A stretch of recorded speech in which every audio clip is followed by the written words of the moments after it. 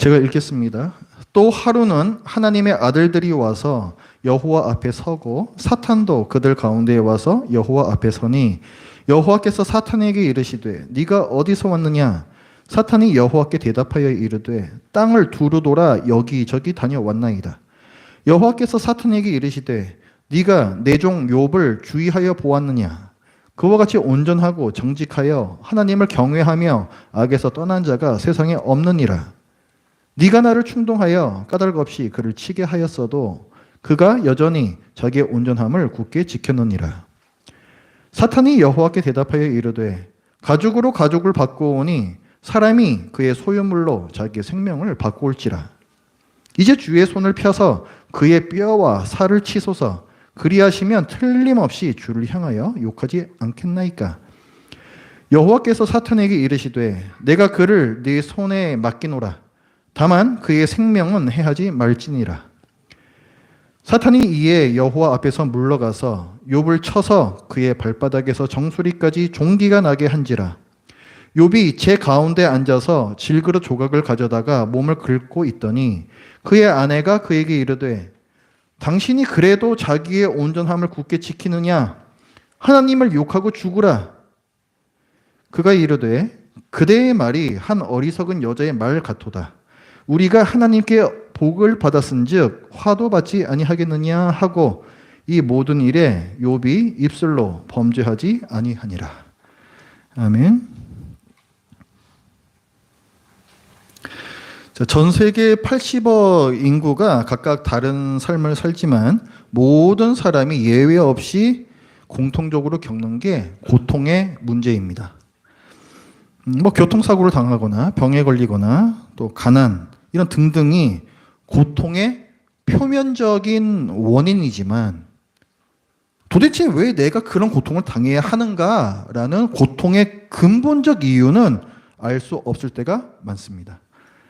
하나님을 믿지 않는 사람들은 이 세상이 사람이 통제할 수 없는 자연의 힘이라든가 또 어떤 우연이라든가 사람들 각자의 그 욕심이 뒤섞여서 작동하는 복잡하고 또 아주 불안한 시스템이기 때문에 누구에게나 어려운 일과 고통이 닥칠 수 있다라고 생각하고 그래서 본인이 고통을 당할 때에도 그럴 수도 있지라고 생각하며 고통이 비록 비극이지만 그 자체에 대해서 문제를 삼지는 않습니다. 하지만 하나님께서 계시고 이 세상을 다스리신다는 사실을 믿는 우리는 왜 하나님이 내게 이러시는 거지? 라는 질문을 할 수밖에 없습니다. 만약에 내가 뭔가 잘못해서 돌아온 고통이라면 하나님께서 내 죄를 깨닫게 하시는 거구나. 나를 옳은 길로 돌아오라고 징계하시는 거구나. 매를 때리시는 거구나 생각하면서 비록 내 마음은 고통스러워도 거기서 내 마음은 해답을 얻기 때문에 평안할 수가 있어요.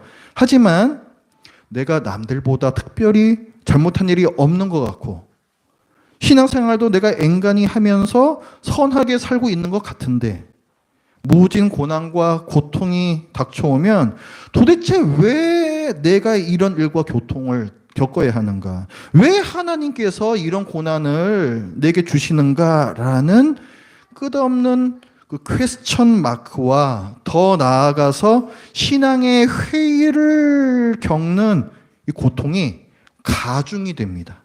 현실의 고통만 해도 힘든데 그런 신앙 때문에 생기는 고통까지 가중이 된다고요. 아브라함과 같은 시대에 살았던 신앙인 욥이 그런 사람이었습니다. 욥은 사람이 경험할 수 있는 제가 보기엔 그래요. 최고 레벨의 그런 고난과 고통을 겪은 사람입니다. 욥은 본래 아주 서로 사이가 좋은 우애가 좋은 7남 3녀 또 이런 다복한 가정의 가장이었고 몇천 마리의 가축들과 그 가축들을 돌보는 종들을 거느리고 있는 대부호, 큰 부자였어요. 그리고 그 지역에서 가장 훌륭한 사람이다라는 평판을 듣고 있는 명예까지도 누리고 있는 사람이었습니다. 동시에 욥은 훌륭한 신앙인이었습니다. 오늘 본문 그 3절에 보면 여호와께서 사탄에게 이르시되 네가 내 종 욥을 주의하여 보았느냐? 그와 같이 온전하고 정직하여 하나님을 경외하며 악에서 떠난 자가 세상에 없느니라. 하나님께서 인정하신 의인이야, 욥은. 이 말씀이 1장에도 나옵니다. 1장 8절에 똑같은 말이 나요. 그 여호와께서 사탄에게 똑같은 말씀하십니다. 지금 읽었던 것과. 그 1장 1절에서도 성경이 뭐라고 평가하냐면 우스 땅에 욥이라 불리는 사람이 있었는데 그 사람은 온전하고 정직하여 하나님을 경외하며 악에서 떠난 자더라. 똑같은 말이 서두에 또 나와요, 이게. 그러니까 사람들이 보기에도 그렇고 하나님께서 보시기에도 욥은 완전한 의인이었다는 것입니다. 이렇게 신실하고 또 다복하게 살았던 그가 매우 끔찍한 일을 연달아 겪습니다. 도적대가 갑자기 쳐들어와서 욥의 종들을 죽이고 가축들을 빼앗아 갑니다. 그리고 이 마른 하늘에서 번개가 떨어져 가지고 7,000마리 양들과 양치기들이 다 번개 맞아서 타 죽어버려요. 그러다 또 토네이도가 갑자기 또 불어옵니다. 그쪽에 토네이도도 없는데 토네이도 회오리 바람이 불어와가지고 집을 쳐서 집이 다 무너져 버려요. 그래서 그 집안에 모여 있었던 욥의 10 자녀들이 한꺼번에 다 몰살을 당합니다. 어떻습니까? 이 중에 지금 한 가지 일이라도 우리한테 일어났다고 한다면 고민이 많아질 것 같아요. 내가 이거 하나님 계속 믿어야 되는가? 내가 교회 계속 나가야 되는가? 목사님, 제가 한 달만 좀 생각 좀 해보고 말씀드리겠습니다. 이렇게 되지 않겠어요?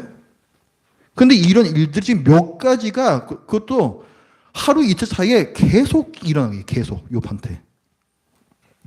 얼마 후에는 이제 또 다른 고난이 오는데 욥의 머리끝부터 발끝까지 온몸에 심한 종기병이 납니다. 그러니까 이 병이 뭐 전염되는 건지 어떤 건지 알 수가 없으니까 욥이 이제 살던 곳에 살 수가 없어요. 그래서 성읍 바깥에 나가서 제 위에 그 8절 오늘 그 2장 8절 말씀을 보면 욥이 제 가운데 앉아서 이렇게 돼 있죠. 그 제 그러니까 쓰레기장이에요. 쓰레기장. 쓰레기 태운 그 잿더미 그 위에 성읍 바깥에 거기에 주저앉아서 이 전염병을 이제 앓는 겁니다. 여기서. 근데 이 종기병이 몇 달이 지나도록 낫지를 않아요. 이제 7장 5절에 보면은 내가 이 그 종기병을 벌써 몇 달을 고생하고 있다 하고 친구들한테 얘기하는 게 나와요. 몇 달 동안 벌써 이게 계속이 됩니다. 심한 가려움증 때문에 욥이 그냥 자기 손으로 날카로운 이 그릇 조각 뾰족한 거 집어다가 지 상처를 갖다가 계속 긁고 또 긁어야 했고 이 악취가 나는 환부에서는 구더기가 들끓는 그런 이제 고통을 겪습니다. 뭐 사람이 아닌 거지 이 정도 되면은. 그러니까 지금 보면 욥은 모든 것을 다 잃었습니다. 우애가 좋았던 10명의 자녀들을 잃었고 몇천 마리의 가축과 종들 모든 재산을 잃었고 인근 지역에서 가장 훌륭한 사람이라는 명예를 잃고 지금은 제 위에 그러니까 가장 비참한 자리에 지금 앉아 있고 낫지 않는 병으로 건강을 잃었습니다. 이런 욥을 옆에서 지켜보던 아내가 나중에 악다구니를 씁니다. 그 2장 9절에 보면 그의 아내가 그에게 이르되 당신이 그래도 자기의 온전함을 굳게 지키느냐? 하나님을 욕하고 죽으라. 이건요 비명이에요. 비명. 욥의 아내잖아요. 욥이 겪은 일을 똑같이 겪은 사람이라고요. 똑같이 자녀를 잃었고 재산을 잃었고 이제 종기병 때문에 죽어가고 있는 남편까지 지켜보고 있는 고통을 겪고 있는 아내의 비명소리입니다. 이것은. 이 모든 비극에는 욥이 알지 못하는 이유가 있었어요. 하늘에서 하나님과 사탄 사이에 논쟁이 있었습니다. 하나님께서 사탄에게 아까 우리가 봤죠. 그 2장 3절에서 너 욥이라는 사람 봤냐? 욥은 최고의 의인이야. 라고 칭찬을 하세요. 그랬더니 이제 이걸 들은 사탄이 반론을 제기합니다. 하나님, 순수한 신앙을 가진 사람은 없습니다. 잘해서 하나님한테 좋은 것을 얻어내려고 잘하는 겁니다. 그게 이제 1장 9절에서 10절 말씀이에요. 사탄이 여호와께 대답하여 이르되 욥이 어찌 까닭 없이 하나님을 경외하리까? 이유가 있다는 거죠. 주께서 그와 그의 집과 그의 모든 소유물을 울타리로 두르심 때문이 아니니까. 주께서 그의 손으로 하는 바를 복되게 하사 그의 소유물이 땅에 넘치게 하셨음이니이다. 이제 주의 손을 펴서 그의 모든 소유물을 쳐보십시오. 그리하시면 틀림없이 주를 향하여 욕할 것입니다. 이렇게 얘기해요. 다 꿍심이 있어가지고 섬기는 거예요. 이렇게 좀 얘기하는 거죠. 그 다음에 이제 2장 4절에서도 똑같은 비슷한 말이 나와요. 사탄이 여호와께 대답하여 이르되 가죽으로 가죽을 바꾸오니 사람이 그의 모든 소유물로 자기의 생명을 바꾸올지라. 이건 이런 말이에요. 저 욥이라는 사람도요. 그러니까 지가 잘 살라고 믿는 사람이기 때문에 목숨이 간당간당해지면 하나님은 욕할 겁니다. 이런 말이에요. 그러니까 지금까지 뭐 재산 뺏고 아들 빼앗고 어떤 그래 봐야 욥의 생명 자체는 건들지 않았잖아요. 몸은 건들지 않았잖아요. 그러니까 욥은 어쨌든 지 몸뚱아리 멀쩡하기 때문에 그랬던 거고 이제 몸뚱아리까지 치게 되면 건강까지 잃게 되고 생명까지 어떻게 될지 모르겠다 생각이 들면 그때 되면 이제 하나님이 욕할 거다. 이 얘기를 이제 하는 거예요. 그러니까 이와 같이 사탄은 하나님께서 욥에게 화를 내리시면 욥이 하나님을 욕하고 저주할 거라고 말하고 그랬더니 하나님께서 뭐라 그러시냐면은 그래? 한번 해봐. 이렇게 말씀하세요. 정말 네 말대로 되는 거 한번 해봐. 이렇게 말씀하신다고요. 그러면서 한계는 지어주세요.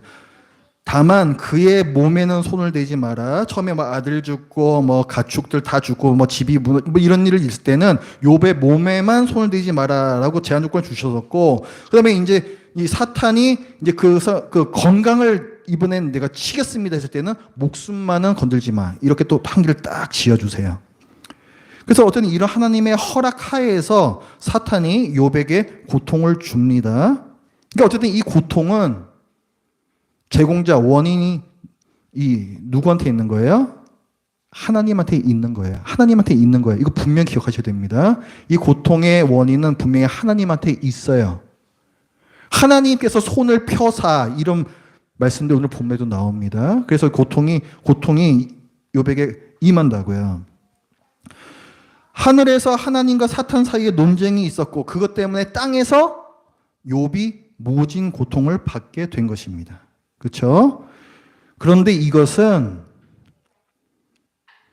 하늘에 어떤 존재들이 있고 그들 사이에 논쟁이 있었다라는 사실을 읽고 아는 우리만 아는 사실이죠. 그렇죠? 그렇죠? 우리는 욥이 지금 무슨 잘못이 있어서 벌 받는 게 아니라는 사실을 알고 있습니다.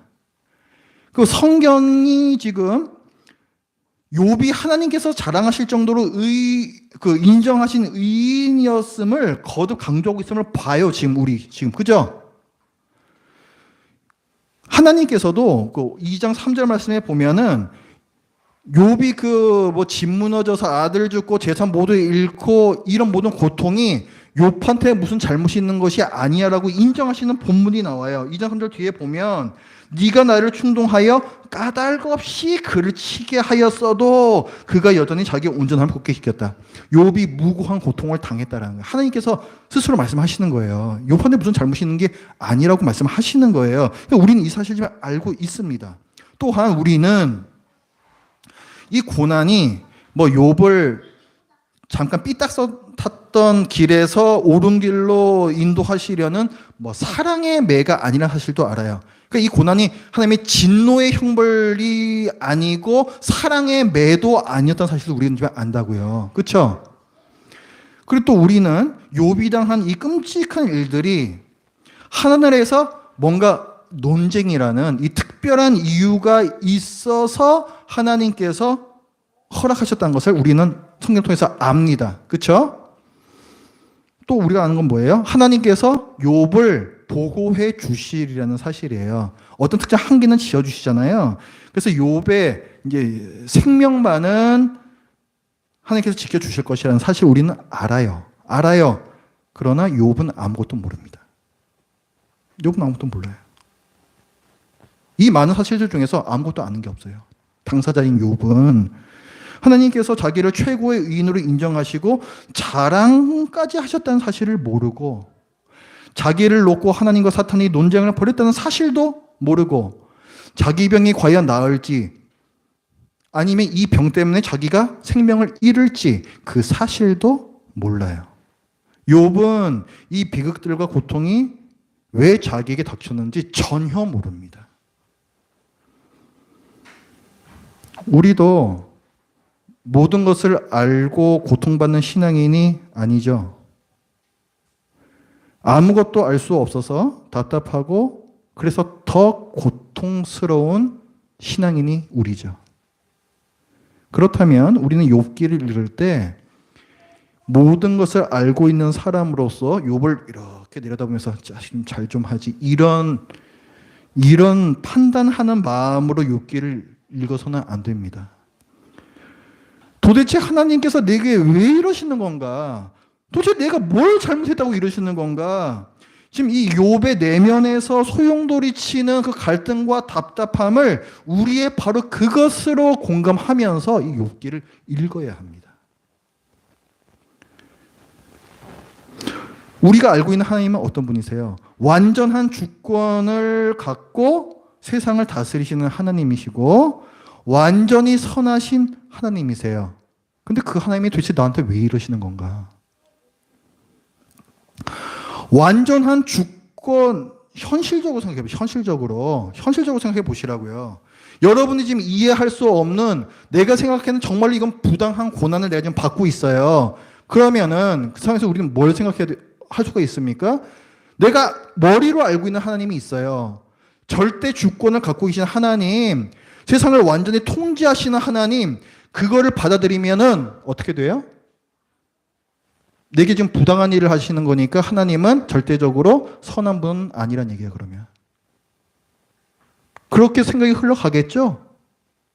거꾸로, 하나님은 완전히 선하신 분이야. 내가 알고 있어요. 그거를 갖다 계속 지키려고 하면 어떻게 돼요? 그러면 내가 지금 받는 부당한 고난은 하나님께서 세상을 다 통제하지 못하시기 때문에 그런 거네. 완전히 선하신데 다 통제를 못하시니까 이런 이상한 일이 나한테 일어난 거잖아요. 그러니까 하나님의 절대 주권과 절대 선이 양립하는 게 우리 현실적으로 볼 때는 굉장히 어려운 일이라고요. 굉장히 어려운 일이에요, 이게. 이 질문 앞에서, 절대 주권과 절대 선이라는 이 질문 앞에서 어찌 답해야 할지 모르겠는 이 당혹스러움은 뭘로 이어집니까? 혹시 그럼 뭐 전지전능하시고 선하시고 날 사랑하시는 하나님이란 말이 거짓말이 아닐까? 과연 신앙이라는 게 의미가 있는 건가? 하는 신앙의 회의로까지 이어집니다. 당연한 거예요. 당연한 거예요. 그래서 우리 신자들은 이유를 알 수 없는 고통 앞에서 더 고통스럽습니다. 신앙을 포기할 수도 없고, 신앙을 지키자니 현실과 안 맞고, 우리는 욥이 지금 바로 그 고통 가운데 있음을 알면서 욥기를 읽어야 합니다. 이런 현실 앞에서 고통을 줄이는 방법이 무엇일까요? 가장 합리적으로 보이는 방법은 선하시며 절대 주권을 갖고 계시는 하나님에 대한 믿음을 버리는 거예요. 하나님이 완전히 선하시지 않거나 아니면 선하신데 완전한 주권을 갖고 계시지는 않다. 이렇게 생각을 하는 겁니다. 근데 이 얘기는 뭐냐면 우리의 신앙이 무너지는 거예요. 때로는 악하고 때로는 약한 하나님을 우리가 어떻게 신뢰를 합니까? 어떻게 믿냐고요, 그런 하나님을. 이랬다 저랬다 하고 비실비실한 하나님을 우리가 어떻게 믿냐고요. 하나님이 그런 약하고 악한 때로는 그런 분이라는 것은 하나님은 없다는 말하고 신은 없다는 말하고 똑같은 말이에요. 그거는 나하고 다를 게 뭐가 있어요. 나도 약하고 악한데. 그러나 왜 그런 생각까지 하는 거냐면 불완전한 하나님을 받아들이던 신앙 자체를 버리든 어쨌든 그렇게 하면 내가 현실에서 만나는 이해할 수 없는 일과 이해할 수 없는 하나님에 대한 질문을 더 이상 하지 않아도 되고, 그러면 비록 현실의 고통은 그대로일지라도 신앙인이기 때문에 가중되는 마음의 고통은 없어진다라는 이익이 있어요, 거기에. 그래서 그런 선택을 얘기하는 게 바로 욥의 아내입니다. 오늘 본문에서. 9절에서 아까 우리 봤죠? 그래도 자기의 온전함을 굳게 지키느냐? 욥의 온전함이 뭐야? 하나님은 절대적으로 선하시며 절대적으로 통치하신다. 이 믿음을 좀 버티고 있는 사람이거든요. 욥의 아내가 그걸 지금 얘기하는 거예요. 너는 그래도 너의 그 온전함을 지금 지키느냐? 하나님을 욕하고 죽으라. 그런 하나님이 아니라고 얘기를 하라는 거예요, 지금. 네가 믿는 그런 완전하고 절대 주권을 가진 하나님이 아니라고 그렇게 얘기하라는 거예요, 그냥 차라리. 여기서 보면은 욥의 아내가 하나님의 존재 자체를 부인하는 게 아닙니다. 그러니까 신앙을 버린 게 아니에요. 하나님을 원망하라는 거잖아요, 지금. 그러니까 이거 하나님을 전제한 거라고, 이거는. 그런데 어떤 신앙을 가지라고 해요? 하나님은 절대 주권을 가지셨지만, 하나님 치시면 뭐 맞아야지 뭐 우리가 무슨 힘이 있어요. 그러니까 하나님은 절대 주권을 가지셨지만 절대적으로 선하지는 않으시다. 이렇게 너의 믿음을 고쳐 먹으라는 거예요, 지금. 그러니까 어쩌면 욥의 아내는 남편의 고통을 보다 못해서 이런 말을 했는지도 모릅니다. 그 마음에 좀 고통이라도 덜어주고자 이런 말을 했을 수도 있어요. 몰라요. 그런데 어쨌든. 그랬더니 이제 욥이 아내한테 그런 말 하면 안 된다라고 꾸짖습니다. 10절에 보면 그가 욥이 이르되 그대의 말이 한 어리석은 여자의 말 같도다. 성경에서 어리석다는 악하다 하고 같은 말이라고 제가 말씀드렸습니다. 그러니까 이건 뭐냐면은 당신은 하나님을 모르오, 당신은 악하오.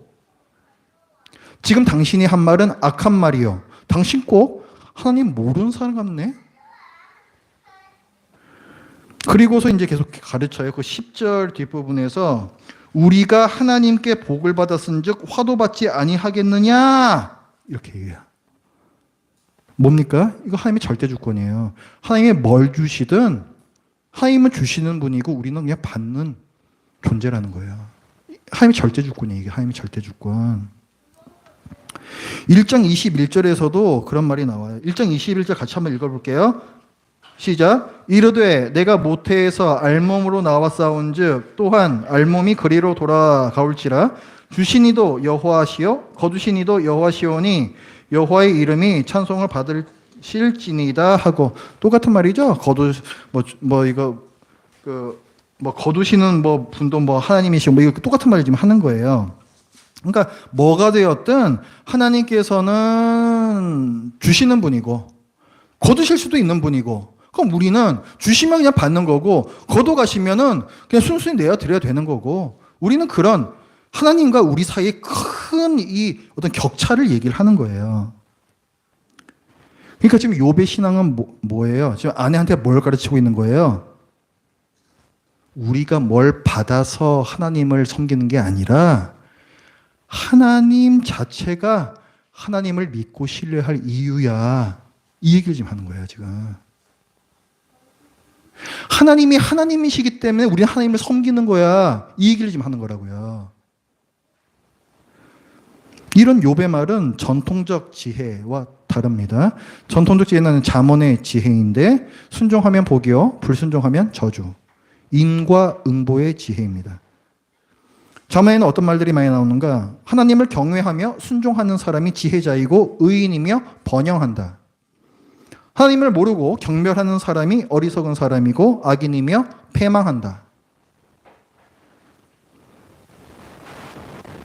그렇다고 해서 욥이 이 전통적 지혜를 모르거나 부인하는 게 아닙니다. 저 뒤에 31장에 가보면요, 자기가 어떻게 살았는지를 친구들한테 얘기를 해요. 내가 다른 여자에 대해서 음욕을 품지 않았다. 그리고 내가 거짓말을 하지 않았다. 그리고 내가 다른 여자와 간음을 행하지 않았다. 내가 내 종들의 임금을 착취하지 않았다. 내가 어려운 고아와 객을 돌보았다. 왜 그랬냐 하면 이렇게 안 하면 하나님께서 내게 벌을 내리실 거기 때문에 이런 말을 욥이 자기 입으로 해요. 이건 뭐예요? 전통적 지혜죠. 이거는 전통적 지혜. 인과 응보의 지혜를 욥이 믿고 지금까지 살아왔음을 얘기하는 거라고요. 그러니까 욥은 이 전통 지혜를 잘 알고 있고 실제로 그렇게 살아왔던 사람이에요. 그러니까 이 전통 지혜를 이 사람이 이제 부인하는 게 아닙니다. 그런데 욥은 이 전통적 지혜가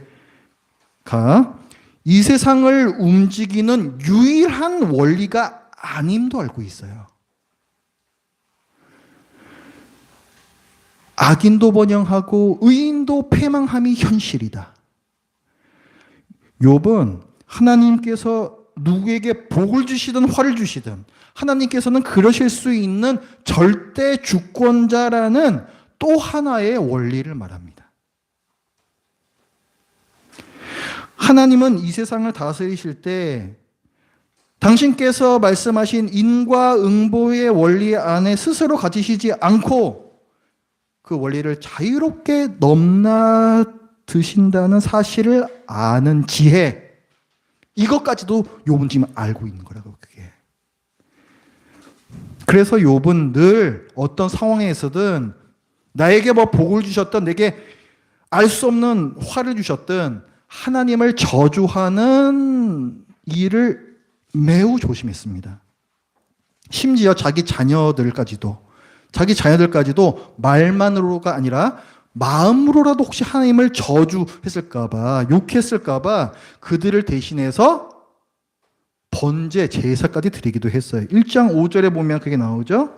뒷부분에 보면은 이는 욥이 말하기를 혹시 내 아들들이 그러니까 번제를 드렸으니 이는 욥이 말하기를 혹시 내 아들들이 죄를 범하여 마음으로 하나님을 욕되게 한다는 게 저주한다 하고 똑같은 단어입니다. 욕되게 하였을까 함이라. 그러니까 하나님을 원망했을까 봐 혹시 몰라서 늘 제사를 드릴 만큼 하나님을 저주하는 일을 조심했던 사람이 바로 욥이었어요.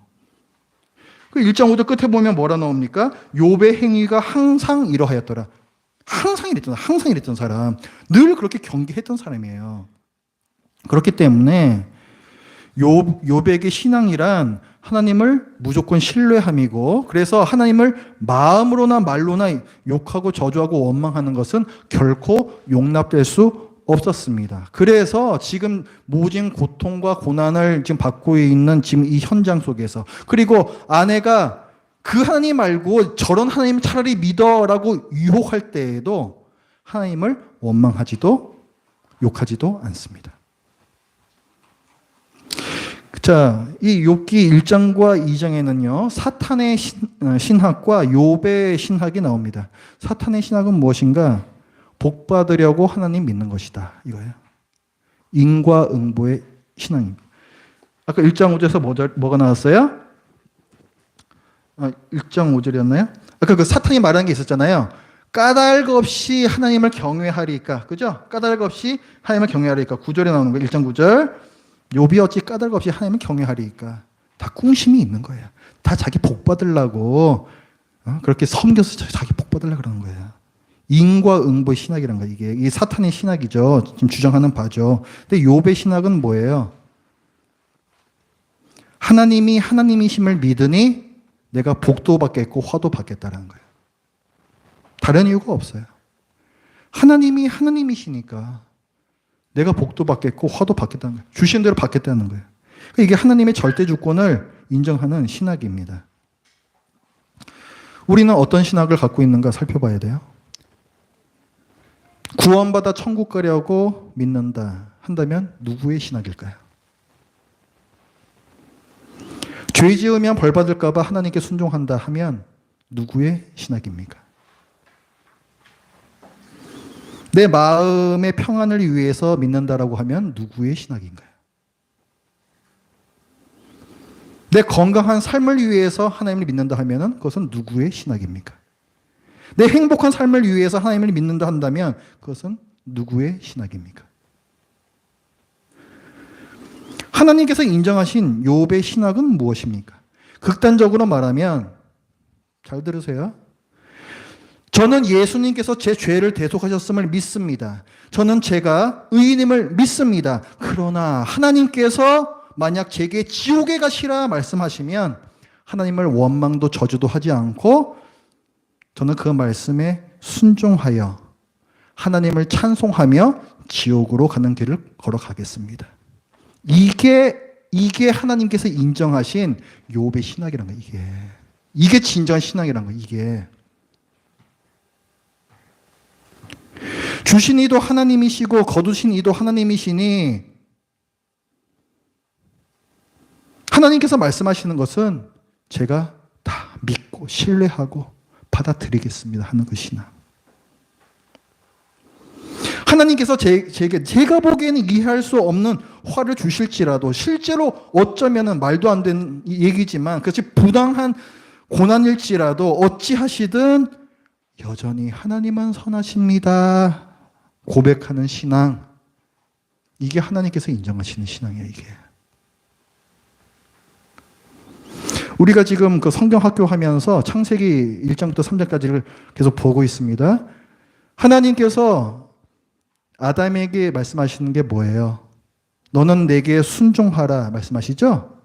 왜? 그 근거가 뭐예요? 내가 이 세상 만들고 너를 만들었거든. 그래서 내가 네 왕이거든. 다른 이유가 없어요. 아담은 그 이유 하나 때문에 하나님께 순종했어야 했던 거예요. 그 이유 하나 때문에. 자기가 뭐 복 받으려고 하나님께 순종하는 게 아니라 하나님께서 이 세상 만드셨고 자기를 만드셨으니까 그러니까 당연히 순종해야 됐던 거예요. 아담이 순종했을 때 뭐가 이루어지고 이런 것들은 하나님께서 은혜로 거기에 덧붙여서 계속 주시는 것이지 아담의 순종이 그걸 얻기 위한 정말 어떤 그 조건이기 때문에 그래서 그 많은 것들을 부어주시는 게 아니라고요. 그것들 안 주셔도 아담은 당연히 하나님께 순종했어야 되는 거예요. 하나님은 하나님이시니까. 이것이 우리가 하나님을 믿어야 하는 근본적이고 궁극적인 이유예요. 하나님은 하나님이시다. 이거예요. 그래서 내가 하나님을 믿고 있는가 혹은 종교를 사용하고 있는가, 내 이익을 위해서 뭐라도 천국 얻어내려고 종교를 사용하고 있는 건 아닌가 공공 생각해 봐야 됩니다.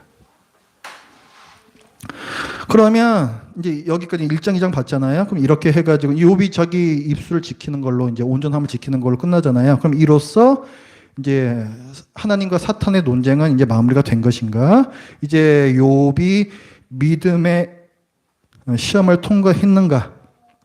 하나님께서 사탄에게 이기신 건가?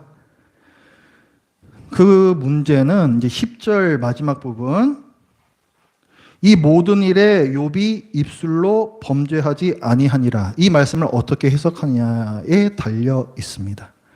이 말씀을 욥이 입술로도 범죄하지 않았다로 볼 것인지 입술로는 범죄하지 않았다라고 볼 것인지 거기에 따라서 하나님과 사탄의 이 내기가 끝났을 수도 있고 안 끝났을 수도 있어요.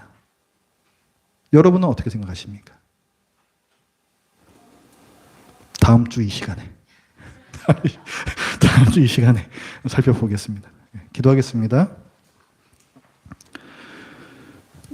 하나님 아버지, 오늘 욥에게 밀려 닥쳤던 저희로서는 하나도 감당하기가 어려운 많은 그 고난들과 비극과 그 고통을 저희들이 보면서 욥의 심정이 어떠했을까, 또 욥의 상황은 어떤 것이었는가를 살펴봤고, 이 뒷단에는 우리가 전혀 알 수 없는 하늘의 어떤 일이 있었음도 저희들이 보았습니다. 하나님 아버지시여, 저희들에게 욥의 신앙을 주시옵소서.